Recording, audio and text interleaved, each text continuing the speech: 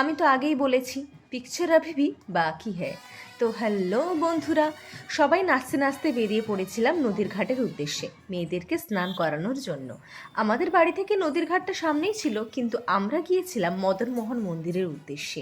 ওখানে নদীর দতে গিয়ে স্নানও করানো হবে আর মদনমোহনকে প্রণাম করেও আসা হবে। তাই সবাই আনন্দ করতে করতে আর ব্যান্ড পার্টি তালে তালে নাচতে নাচতে চলে গেলাম নদীতে।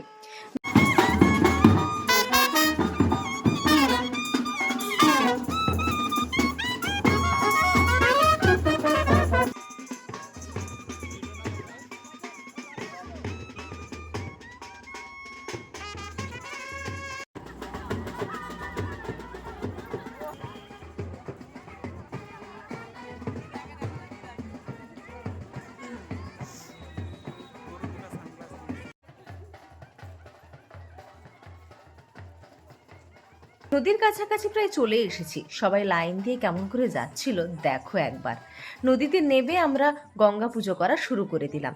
ওপরে নদীর পাড়ে বসে সবাই বলে দিচ্ছিল যে কিভাবে পুজো করতে হবে, আর আমরা সে মতো করে পুজো করে নিচ্ছিলাম।